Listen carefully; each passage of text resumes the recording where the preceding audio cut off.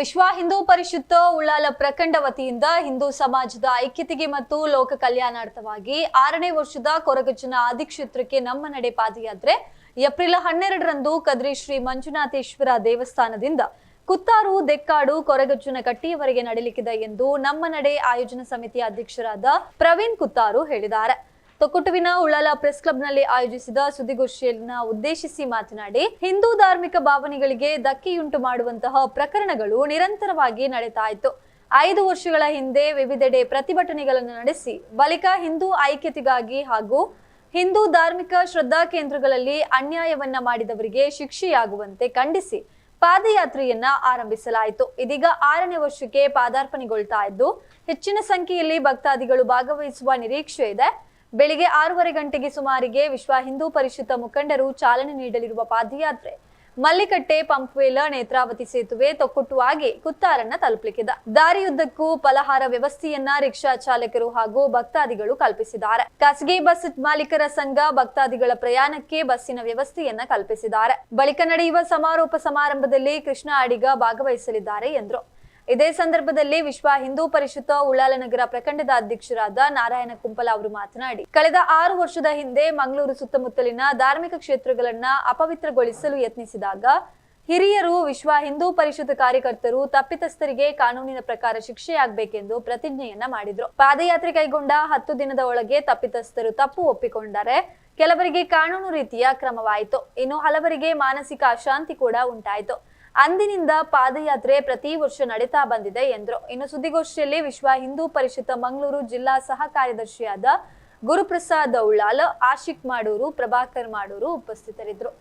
ಹಿಂದೂಗಳನ್ನ ಅವಮಾನ ಮಾಡಬೇಕು, ಮತಾಂತರದವರಿಗೆ, ಲವಚೀರಾತ್ಮರವರಿಗೆ ಕಾರಣ ಬೇಕಂತ ಮಂಗಳೂರಲ್ಲಿ ಬಹಳ ಒಂದು ಗುಂಪನ್ನು ಸೇರಿ ನಮ್ಮ ಹಿಂದೂಗಳ ದೇವಸ್ಥಾನ, ಕೊರಗಜ್ಜೆ ಕ್ಷೇತ್ರ ಆಗಲಿ ಬೇರೆ ಬೇರೆ ಕ್ಷೇತ್ರಗಳಲ್ಲಿ ಕಾಣಿಕೆ ಹುಟ್ಟಿಗೆ ಬೇಡದನ್ನು ಹಾಕುವಂಥ ಒಂದು ಸನ್ನಿವೇಶ ಬಂತು.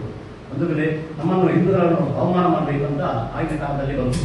ಅದಕ್ಕೋಸ್ಕರ ನಾವು ಎಲ್ಲ ಕಡೆ ನಾವು ಮಂಗಳೂರಿನ DC ಆಫೀಸ್ ಆಗಿರ್ಬೋದು, ಉಳ್ಳಾಲದಲ್ಲಿ ಆಗ್ಬೋದು, ಮಂಗಳದೇವಿ ಆಗ್ಬೋದು, ಕುಲಶೇಖರ ಯಕ್ಷಗಾನ ಗ್ರೌಂಡಲ್ಲಿ ಆಗ್ಬೋದು, ಬೇರೆ ಬೇರೆ ಕಡೆಯಲ್ಲಿ ನಾವು ಬಹಳ ದೊಡ್ಡ ಪ್ರತಿಭಟನೆಗಳನ್ನು ಮಾಡಿದ್ದೇವೆ.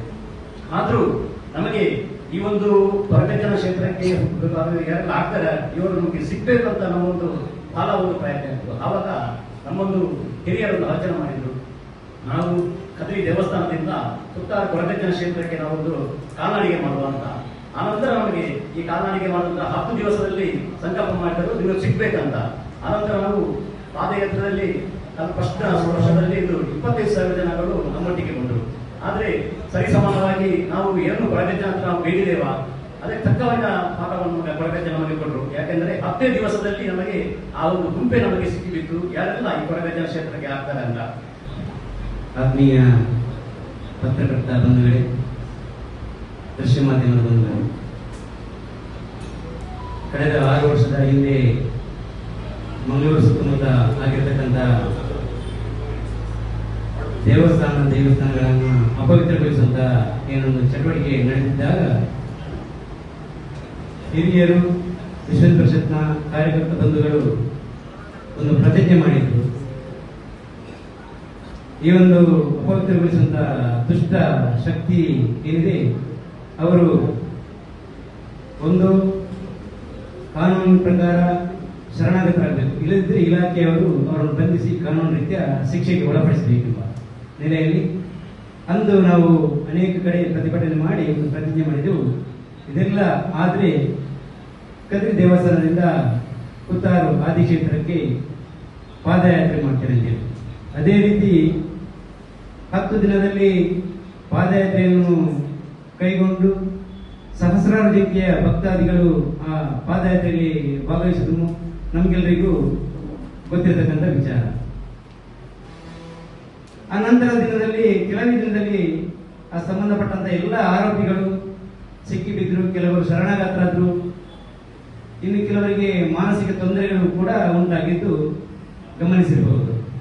ಅಂದಿನ ಕಮಿಷನರ್ ಕೂಡ ಆ ಬಗ್ಗೆ ಸಿಕ್ಕಿಬಿದ್ದ ಆರೋಪಿಗಳನ್ನು ದಸ್ತಗಿರಿ ಮಾಡಿ ತಕ್ಕ ಶಿಕ್ಷೆಯನ್ನು ನೀಡಿರುವುದಲ್ಲದೆ ಕಾರ್ಮಿಕ ಕ್ಷೇತ್ರವಾದ ಕುತ್ತಾರಿಗೆ ಬಂದು ಪ್ರಾರ್ಥನೆ ಕೂಡ ಅವರು ಸಲ್ಲಿಸಿರುವುದು ನಾವೆಲ್ಲ ಮಾಧ್ಯಮದ ಮೂಲಕ ನೋಡಿರ್ತೇವೆ.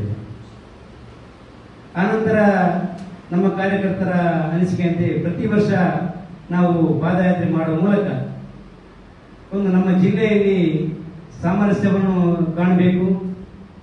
ಯಾವುದೇ ರೀತಿಯ ಅಶಾಂತಿಗೆ ಯಾರು ಕೂಡ ದೇವಸ್ಥಾನವನ್ನು ದುರುಪಯೋಗಪಡಿಸಿಕೊಳ್ಳಬಾರದು, ಅಲ್ಲಿ ಅಪವಿತ್ರ ಮಾಡಬಾರದೆಂಬ ನಮ್ಮ ಪ್ರತಿ ವರ್ಷದ ಸಂಕಲ್ಪದಂತೆ ಮುಂದೆ ಪ್ರತಿ ವರ್ಷದಂತೆ ಈ ವರ್ಷವೂ ಕೂಡ ಏಪ್ರಿಲ್ 12ರಂದು ಬೆಳಿಗ್ಗೆ 6 ಗಂಟೆಗೆ ಕದ್ರಿ ದೇವಸ್ಥಾನದಿಂದ ಕುತ್ತಾರು ದೆಕ್ಕಾಡು ಆದಿಸ್ಥಳ ಅಂತೇಳಿ ನಾವೆಲ್ಲ ಕರೆಯುವಂತ ಪ್ರಾರ್ಥನೆ ಸಲ್ಲಿಸುವಂತ ಪವಿತ್ರ ಕ್ಷೇತ್ರ ಕುತ್ತಾರು ಆದಿಕ್ಷೇತ್ರಕ್ಕೆ ನಮ್ಮ ನಡೆ ಅಂತೇಳಿ ಕಾರ್ಯಕ್ರಮವನ್ನು ಇಟ್ಕೊಂಡಿದ್ದೇವೆ.